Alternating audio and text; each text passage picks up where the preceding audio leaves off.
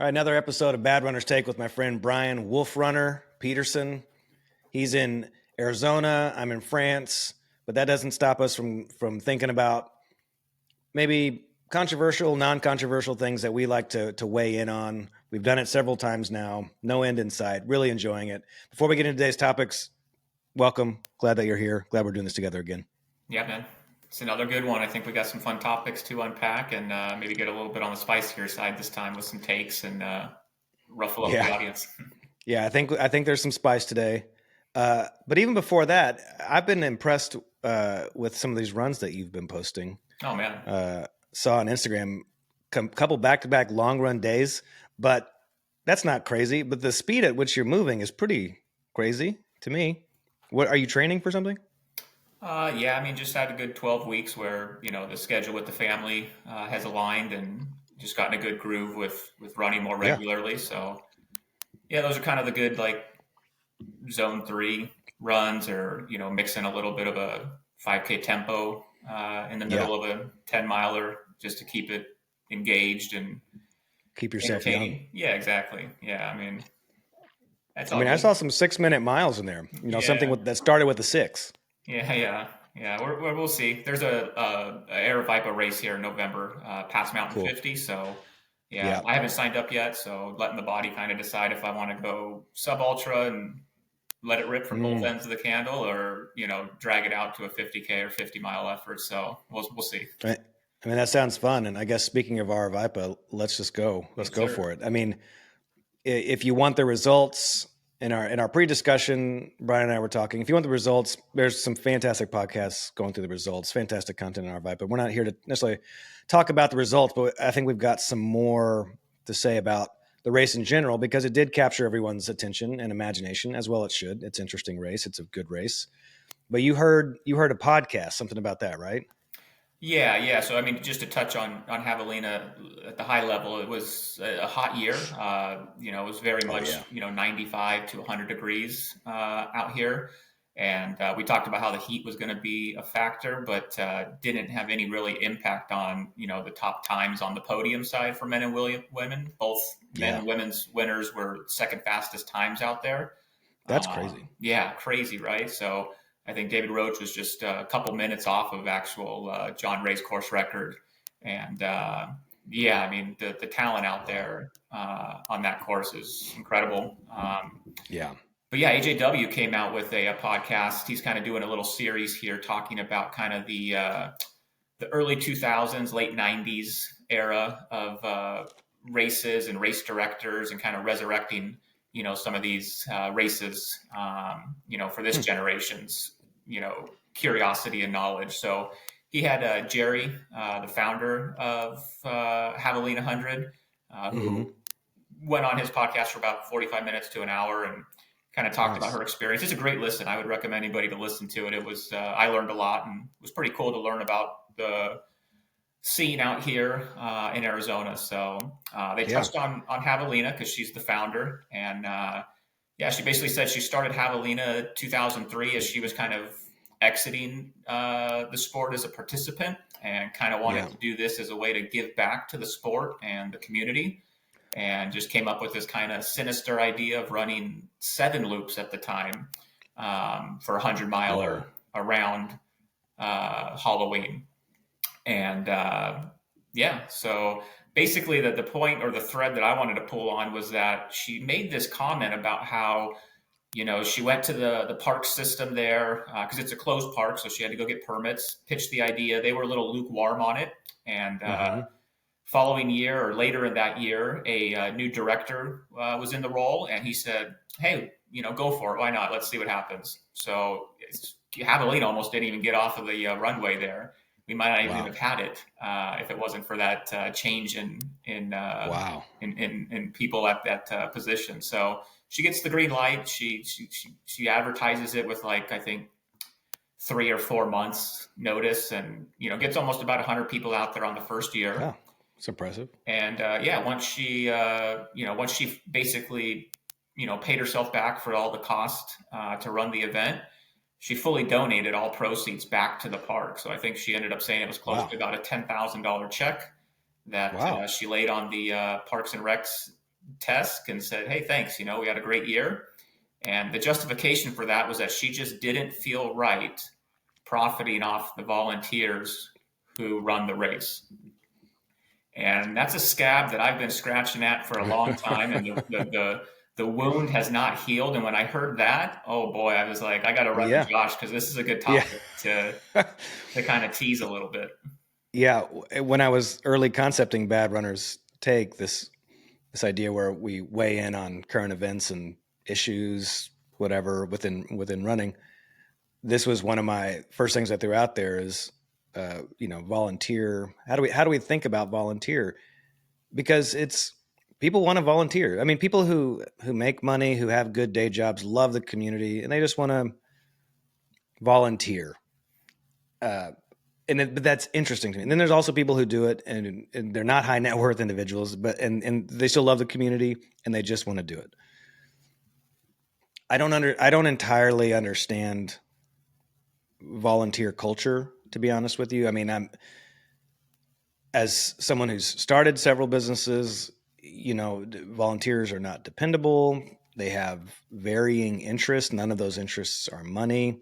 When you have a organization, at the very least, you know that you're aligned on your employees, whether it's their highest value, or second or third or fourth, that paycheck is important and it's motivating. You don't leverage it against them to say, to get something out of them that isn't good.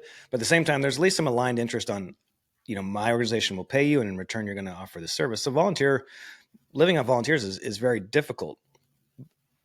But when you've got the money to pay volunteers and you don't pay volunteers, that is another thing that I don't understand. And then volunteers mostly will still happily do it. Our VIPA does really well. What she's saying at that year, that, she sounds like a big-hearted person and maybe someone who loves public lands and understands all that. So she wanted to donate. Good for her.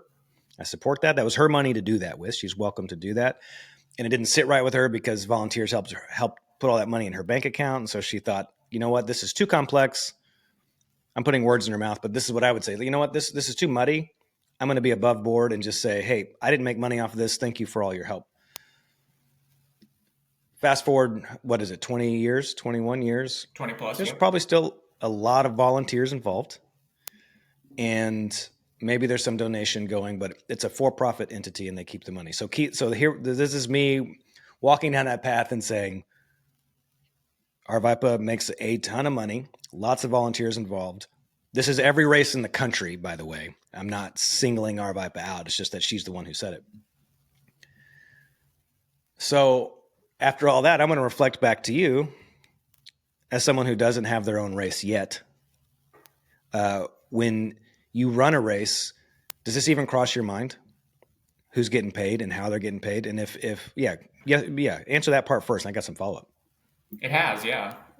Again, because I'm in Air Vipa country. So, when I go to, whether it's Javelina, which is going to have, over 1,000 participants, paying participants, or I go to Sinister Night Run as a April summer night race that's, much smaller. It's not going to pull, from across the country. It's going to be more local Arizona based runners, but we're still showing about, 300 to 450 runners across the distances on these very small local races, which that's a big event still in participation. And when you're having, one or two of those races every month, and then Black Canyon and Cocodona and Javelina, that's a big operation that's running again, purely on the backs of volunteers. And so for me, it's kind of like a scaling issue, like you said.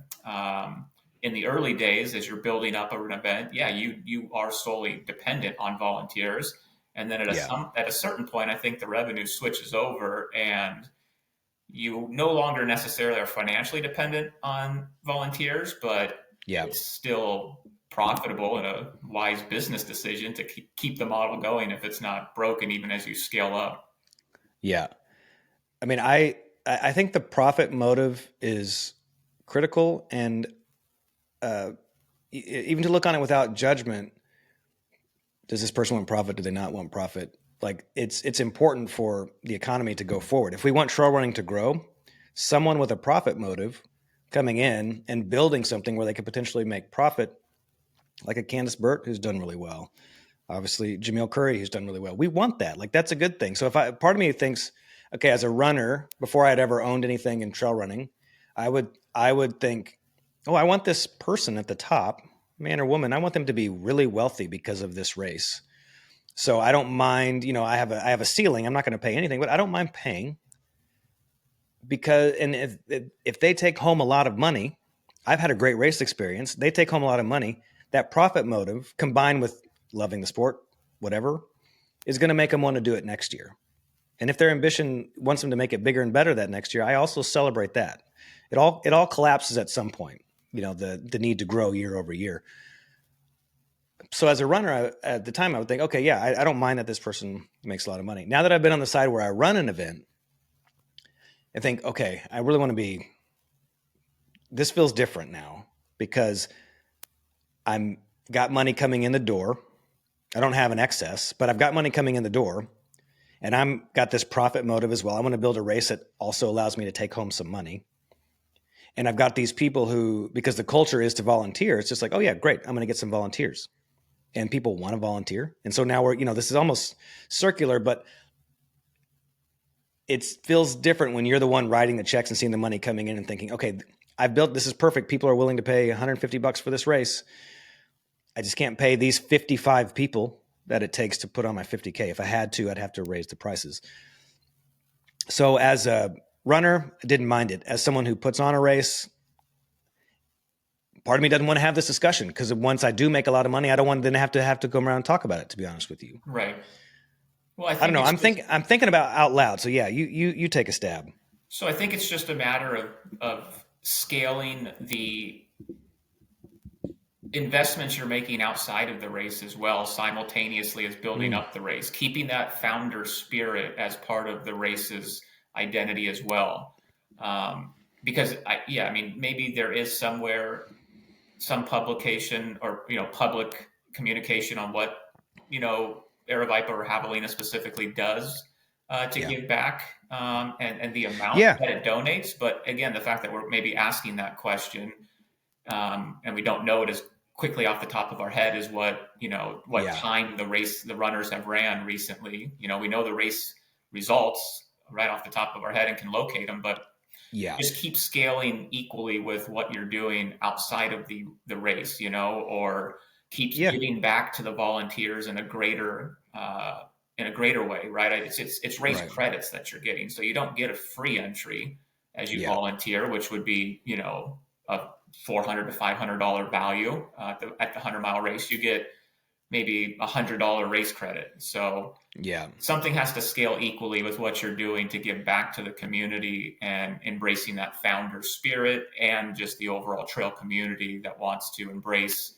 volunteers. Because I've heard, a lot of people in the community say they don't want paid staff like at Ironman events because it doesn't feel as grassroots if you're being paid to show up there. It's more mechanical, like a pit stop. It's not as embracing people with hugs and cowbells. So people don't want paid volunteers. They want people to want to be there, and I can understand that. But somewhere these two things just keep clashing in my mind where I can't square the round peg yet. Yeah, that's a good perspective. What do the runners want, or what, how do you maintain that homegrown feel? I'll tell you this, vacation races, my favorite. I didn't even notice this. I never really thought about this until you did the episode where you interviewed me. I've only raced, and I'll put quotes around race, I've only raced in Utah, and 80% of the races I've done have been vacation races. And they sold in like the last 2 weeks. And I'm a little bit pissed because I love those races, and they sold to a company. I've got some off the record intel on it, but the best way to think about it is like some private equity group in Southeast Asia, I think, was the capital behind it. Because I was just going to talk about the Wonder Project and Salem Stanley, who started it, No judgment on him, especially if he got paid. Again, that profit motive. He built awesome races, and I loved those races. But he started something called the Wonder Project, which was their nonprofit, and that they were very vocal about that for all of their problems, and they have many. One they did really well was they put their nonprofit partner. They created their nonprofit and put it very much in the forefront, and it held up to scrutiny really well. And I had seen. I always thought it was interesting because occasionally I would see Aravaipa partner with the Wonder Project. And they had something to do with national parks and distributing capital to national park foundations. I'm going to be off on it, but what's funny is that from a consumer perspective, I just thought, oh, it's nice to see they're doing something like you're saying. Right. Because vacation races, if I just look at it and try and think, in their full scope, are they a $10 million company and they have their own nonprofit and they're putting their money where their mouth is? That's what money where their mouth is. They're putting forward, we don't know where their heart is. Right. They're putting forward the right visual. And Aravaipa, who's probably, in my estimation, and this is purely back of the envelope guess, they're probably 2.5 times larger than that. I'm just going to guess they're a $25 million enterprise. Someone could be laughing. Jamil could hear this. Someone could send this to him and he could be rolling on the ground laughing. But if so, it's because maybe they're a 15 million. Maybe I'm off by 10 million. Point being is that he outsourced his 501c3 participation to vacation races in those scenarios. Right. Also hope that I'm wrong, that there's something else going on there.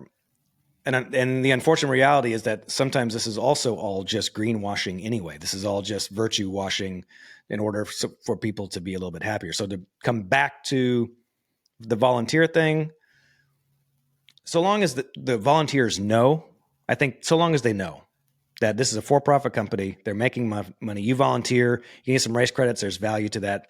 But just so long as you know, and then let everybody make their own decision. I think that's perfectly fine too. Yeah. And I mean, at the end of it, just to put a bow on it, Javelina, this was the first year in the 20 plus years they've ran it where they were not able to clear the wait list. And that tells you clearly there's a product with a high demand and they can't even, fulfill all the order requests that they're receiving. So if it ain't broke, don't fix it. We're clearly not saying there's anything fundamentally wrong with how the races ran and the experience that you get. I will still participate fully in the Aravaipa races, because there's not much competition out here. It's my only option, but they do put on a great event, and these are just fun topics to riff through and kind of voice out loud. And when you're on the top, like Aravaipa is on the top, the seminal organization in the country, this level of observation is important because everyone in the country would follow any change that they make, like the doping thing and all that, screening and WADA, the testing, like they're trendsetters. And so a close eye on the biggest in our sport is good for the whole sport. And so the key takeaway here could be like, every volunteer's like, we knew this, we're fine. We just love the sport. We don't care. We want them to make money. That's fine. It's interesting. It's good to know. I think it's just really good to know. So as you make your decision as a volunteer, that you go into it aware. Absolutely. All right. You put this on my radar. Courtney is running Cocodona, and I love how you worded this to me in the text. Are 200s becoming a distraction for our great runners, or are they the main attraction? Well worded. Because Leah Yangling, a favorite of mine out of Salt Lake City, she chose Cocodona next year too. So I want you to answer the question you asked me. Is it a distraction or is it becoming the main attraction? I take it as a distraction. Yep. Why? I think because it's we're barely getting the 100-mile distance into a consistent depth of competition on both men and women's side, and it's still a struggle to have who are identified as the top 5 from each men and women's field at the same start line on the same year. So we haven't perfected that piece of the pie yet, and we're now distracted with this this little shiny object over here that is getting equal attention from the media. Cocodona Week is probably, bigger than, Javelina for sure. It's bigger than Black Canyon for sure. So we're Yeah. talking golden ticket races, that are within the series for Western States. And Yeah. Cocodona probably exceeds the just spectator and hype fanfare Yeah. of those Yeah. races. So athletes are getting positive, feedbacks. Brands and sponsors are getting good eyes. So it's kind of a justification for more to go into that event. Okay, here's an interesting follow up. If it's a distraction, and I'll give my answer later, so I'm not agreeing or disagreeing, I'm saying for you, if it's a distraction, what is, as a fan of the sport, knowing that when Courtney competes in an event, that it's, you want to watch it, you at least want to pay attention to the results. What's what's the dream 2025 race calendar for her? Something similar to when she triple crowned it, -1. Yeah, I would throw Hard Rock out and just Western States, UTMB, something else internationally that shows big depths of field. Follow where the best are lining up at. Much like yeah, the Golden Trail Series, like you're going to have a lot of the same group within that series because they've got to get their best four results. So yeah. it creates a forced depth of competition where you get the same names racing against each other. So that's what I want to see. Yeah. That's cool. I, I like that too. For me, it's just so hard for me to put it into either one. I think, okay, from a fan's perspective, just because of the coverage, it gives more, I get to watch her do her thing over the course of 3 days with coverage that's getting better and better every year. And so as a fan, that's fun. I get to see her, in the throes of it for, I don't know what she'll do it in. It's 60, I don't even know what to guess, but 60 hours. So as a fan, I think, oh, that's cool. I get to see her more. But when I think about like the bigger picture of the sport and the whole year, and I first am curious what the trade-off is. Like, what is she not going to do now because she's doing Cocodona? Western States. Yeah, Well, I that's a mean, I don't know. bummer. I'm not going to put anything past Sure. Courtney, but it doesn't look like, Yeah. she's, registered for it. So I don't think Yeah. she's got a qualifier. So she would have had to have ran something to get entry Yeah. into it. And here's what I think. I know what people are thinking is like, hey, Courtney why can't she just do whatever she wants? Let her have fun. Stop it. Stop doing this. And on that level, I just don't see the world that way. I don't think for her it's as simple as let her just do what she wants, because I don't think that she really legitimately just gets to do what she wants. And I think maybe the Venn diagram over what she is contractually bound to do from her sponsors compared to what she wants, I bet there is a lot of overlap. She seems like a authentically happy person. So the good news is that the circle of what she's contractually bound to do and what she wants to do, it almost maybe just looks like one circle, maybe just a little bit off. But I do think that she is bound to do things that put her brand, Solomon, all of her brands, Kodiak, go through the list, they've got to be on display. And Cocodona is a really good place to put all of her brands on display. So maybe I'm sure she meets with the team with her marquee sponsor, her title sponsor, and they plan. I would guess that they plan out their year together. Right. And she says, "Hey, I want to do a 200 this next year," and they say, "Well, hey, Cocodona is where that's going to be." This is all speculation, but I think that to me, there's an element where maybe she just wants to run a 200 again, a 200 plus, but there's also pressure from sponsors, and so on that level, then the question becomes for her: is Cocodona a sponsor-driven thing, or is it a Courtney-driven thing? And maybe it's a little bit of both. Leah also has a full-time job. I don't even know how to explain what it is. She had told me once, and it was so far over my head that I don't understand it. But she's not full-time, so that's different. She probably is more flexible to do just whatever she wants. Is it a distraction? So I think I'm going to come in and say yes, it's a distraction. Yeah, exactly. And I think, again, these are conversations that are just fun to have in the sport. And, if Courtney 100%. wasn't signed up for Cocodona, we wouldn't be here what would we be talking about? Exactly. I mean, So Jamil keeps benefiting from all of our discussions because our VIPA is the trendsetter. That's why he needs scrutiny to that point as well. yeah, let me get some of the dole then. I need to get some. I need to get some sponsorship money for all these ad placements we're dropping. So get me on the dole. That's what I'm saying now. Yeah. Yeah, I mean, yeah, Courtney's fascinating because what I started thinking about is these 200s, like outside of the trail running world. So think mainstream, like Joe Rogan or the guy at The Office, right? Like that's what got her kind of the orbit. It took her name into an orbit that she transcended the sport when she did the Moab event. People were fascinated with the distance. They were fascinated by the time in which she beat the nearest competitor. They were just fascinated with the audacity of everything as a newspaper headline, right? But like within the sport, we know like back then, like what was that? That was in 2017. I mean, the competitive nature of 200 was nothing of what it is today. And so you have somebody with Courtney's pedigree, and it's like has the 2017 Moab really aged to do anything for her legacy within the sport? To do anything with really building a career arc for her? I don't think so. I think it was just the timing of it and the fact that she got picked up on Rogan's podcast that really built her name, and now she's benefiting from it to where it doesn't matter what she does, she'll always ride that that comet that just launched from 2017 and beyond.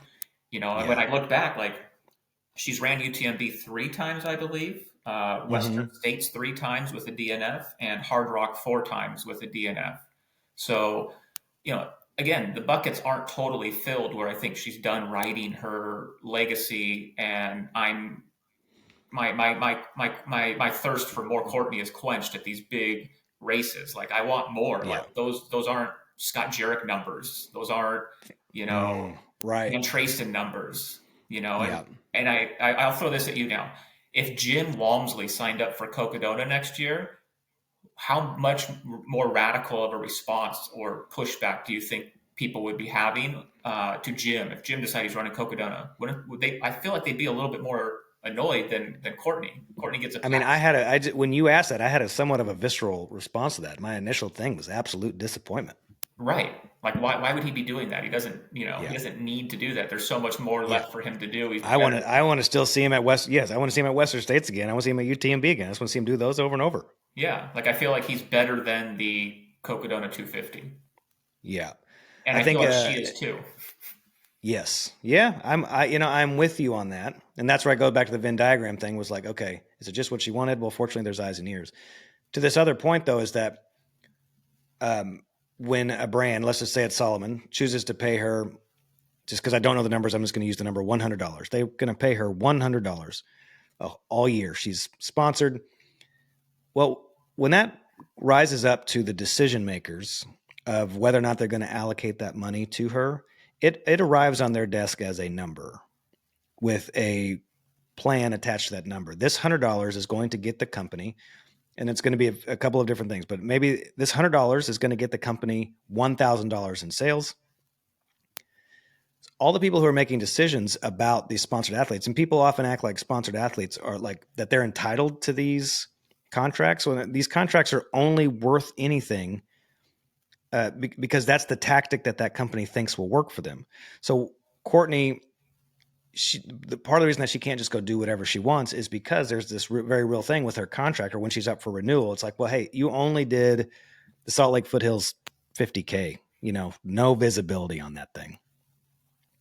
So she's got to be doing these things because when it goes up to on the financial reporting, it goes and says, hey, you spent this much on marketing on your athletes and this is our revenue. Like this isn't quite working. That percentage is off. And then second to that, there's like the managerial reports that said, when we invested in athletes, we think athletes are directly responsible for X of the revenue. If those numbers are out of whack, I mean, there are no sponsored athletes. So it's a distraction for me as a fan. I want to see Courtney and Jim. I want to see them at the big marquee 100s right now.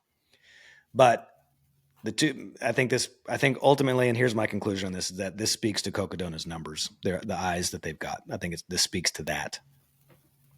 Yeah, I think so. And I think I think there's different types of athlete profiles in the sport, which is, fascinating and fun, where there's people who have natural speed. Like Courtney is fast, like she's ran fast 100Ks, fast 50Ks. She has speed, that Yeah. is real, but she feels at home in the mountains. Like she, Yeah. clearly wants to go train and prepare and enjoy long days in the mountains. And that's what this event calls for when you prepare for it. Yeah. So, Yeah. no knock on her doing the thing that she loves the most. I just think, again, because the sport is providing this distraction, then it allows her to Yeah. justify Yeah. doing what she wants to do and enjoys the most. If it wasn't there, she would Yeah. have to kind of sacrifice some of her joy to go play in the mountains and prepare for 100 milers. But the sport's giving her this, and all good for her to take it.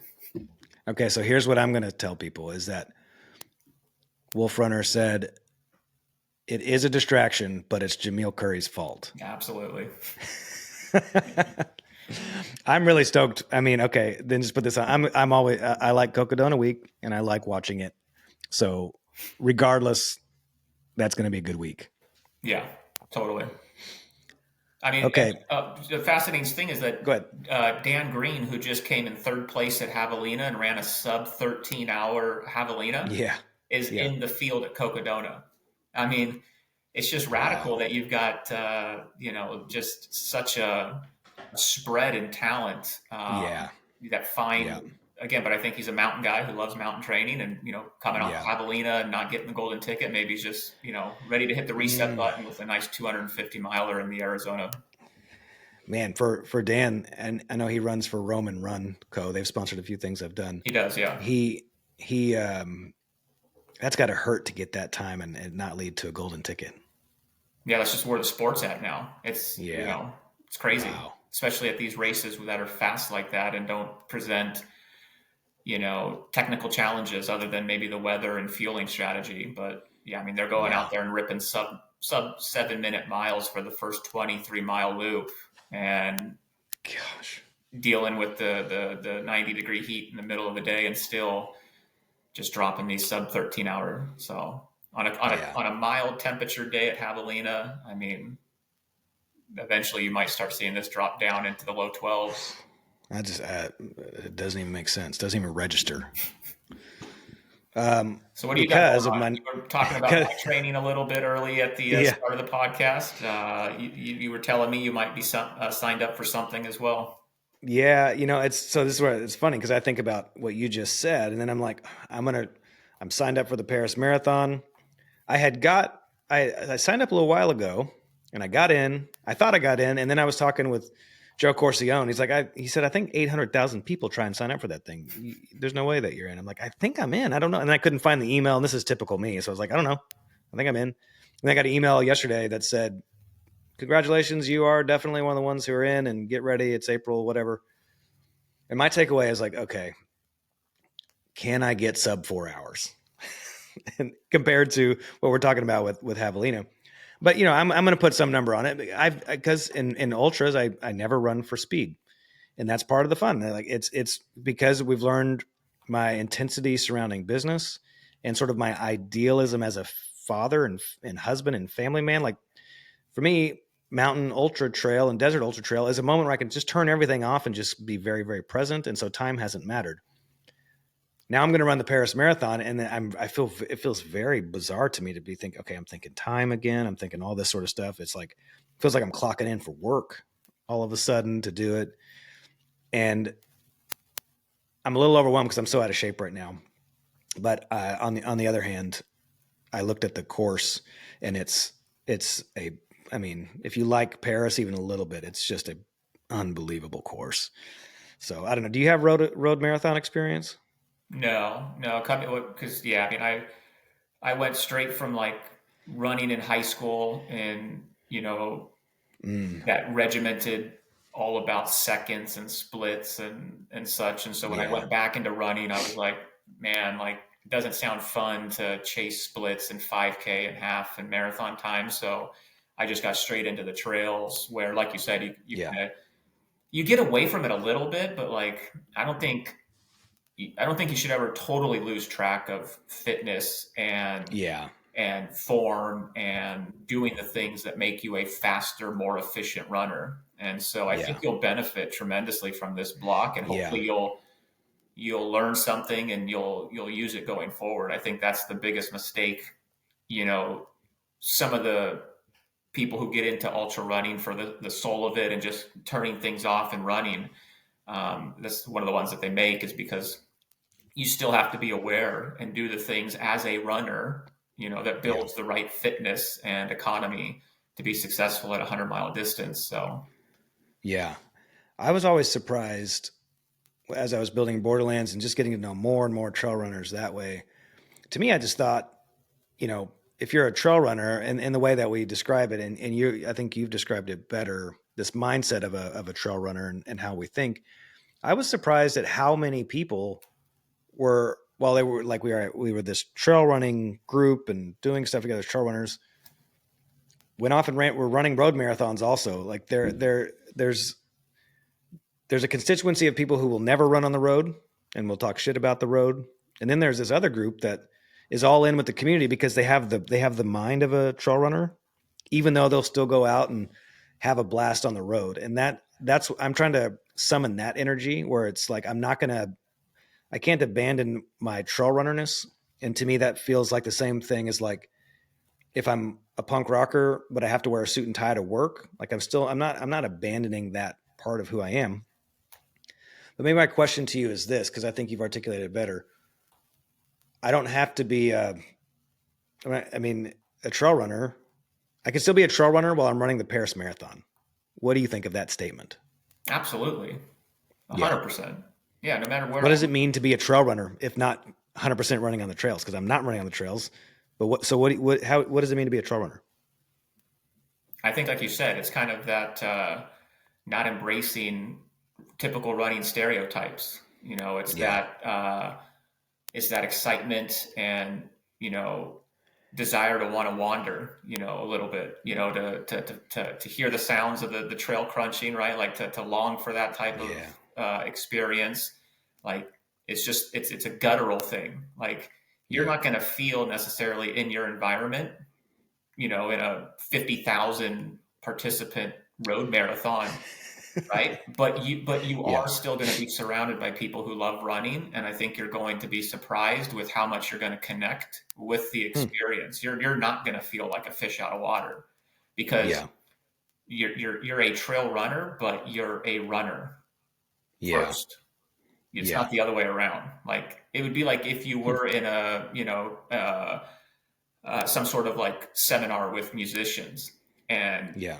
just because you're talking to somebody who doesn't play music the same genre you do, you're still going to Mm. feel like they're in my community more so Yeah. than anybody else when it comes to music and talking about things. Like you guys are probably going to be inspired by similar things, but you're just going to express that inspiration in a different, Yeah. chord basically, or a different lyric. Same thing with the That's a people running the marathon. They're runners just like you. They just express yeah.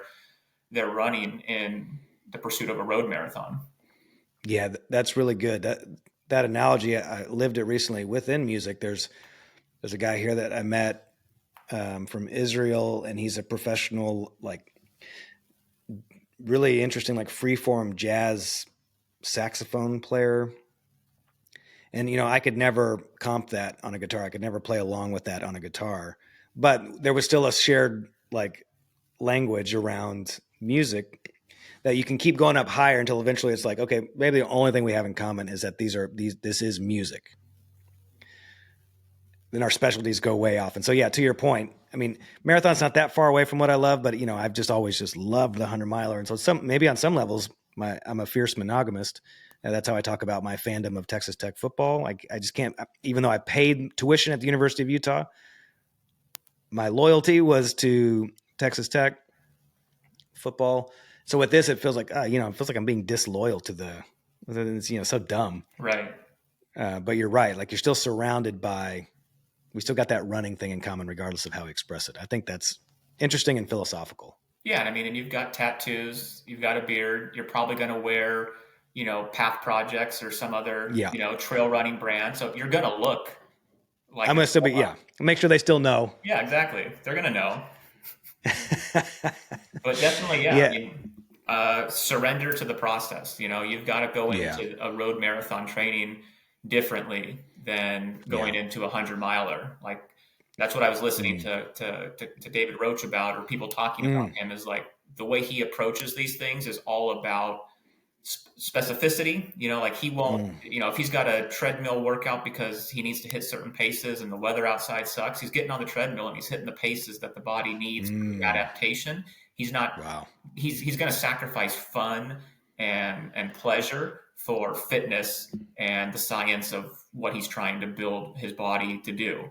Whereas there's other in the trail running sport who they don't want to make that sacrifice. You know, they'll go out and do, you know, a 6 hour day in the mountains, which is still building fitness, but it may not have been building the specificity that they needed at that top Right. end, right? So there's that balance in trail. In road marathon. There's like zero balance. You've got to just commit to the training plan, the process, show up on Yeah. race day and let it rip.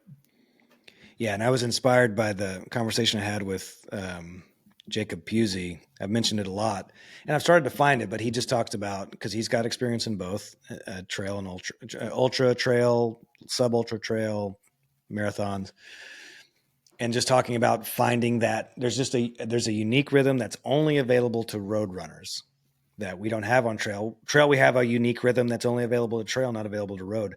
But this redundant, one foot in front of the other, absent-minded running, I don't know how else to think about it. That's what I'm celebrating with it, is that I can get into the rhythm on the road. The terrain is the same.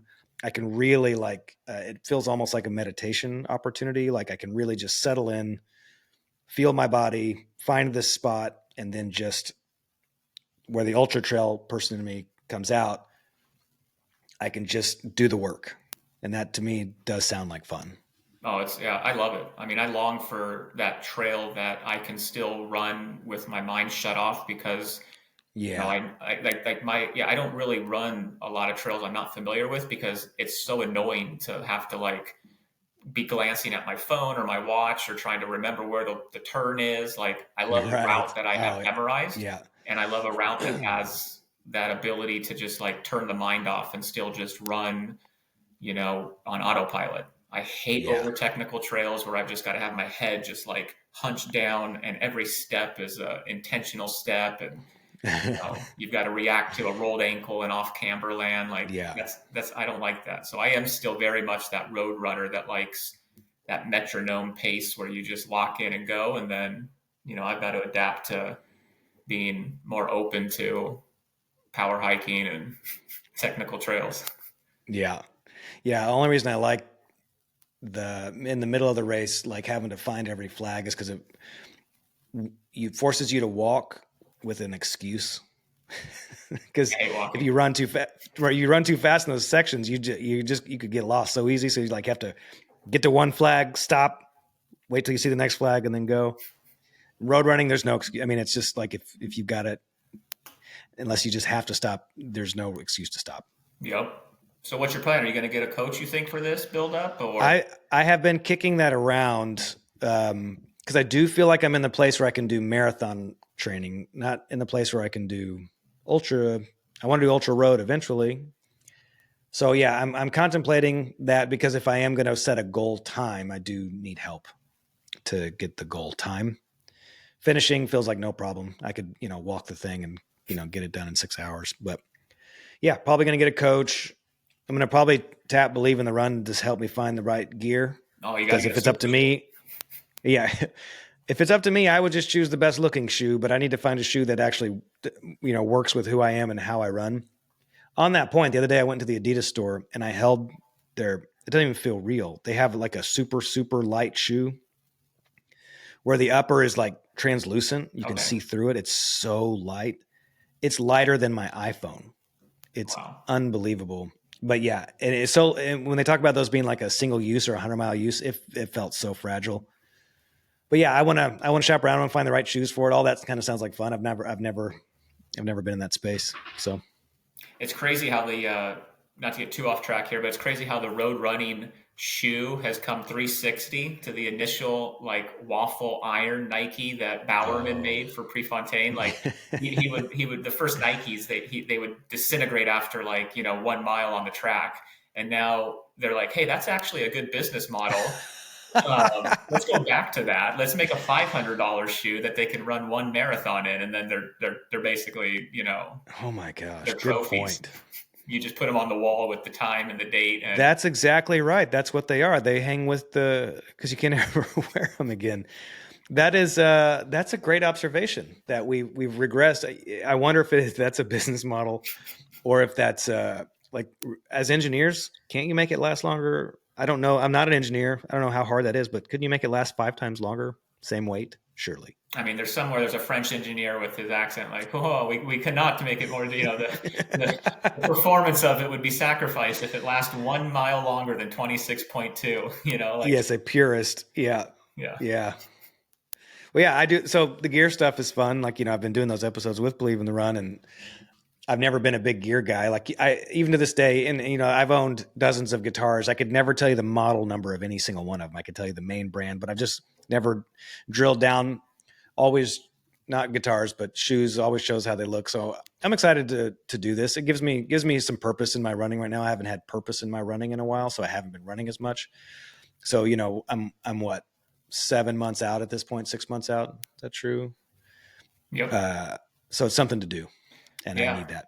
And fueling too. You're going to have a whole different fueling strategy. Oh, yeah. You're going to have to learn, how to be fueling at a faster pace than you're probably ever used to. Right. Which takes, Yes. Takes practice, both the gut and just the mechanics of it. Like, it's pretty tough. You're running at your, you're going to go probably like what, 8:30 pace if you're trying to go around 4 hours. That'd be a dream. Yeah. Yeah. So if you're running an 8:30 pace, like, it's a little bit harder with one hand to rip that gel out and eat it than walking. Yeah. Good point. That's interesting. Yeah. So. And breathing. I feel like breathing while trying to eat, while trying to run, breathing while eating and running quickly, that causes some major problems for me currently. Yeah. I'm excited for you. Yeah. I mean, yeah. We'll see. Yeah. Yeah. We'll talk about it as it develops too. It'll be fun to talk about what shoes I end up going with, and, just the whole story. Right. So I think we came full circle. We talked a little bit about how Cocodona, distraction or the main attraction, and I mean, road marathons and things like that could also be in that same bucket. Yeah. There's a lot of ways to get out there and go run. So whatever way you choose, just make sure you keep tuning into. At the end of the day, just go run. Yeah. Keep listening to our 2 whack job takes. All right, man. Let's do this again. All right, buddy. See you.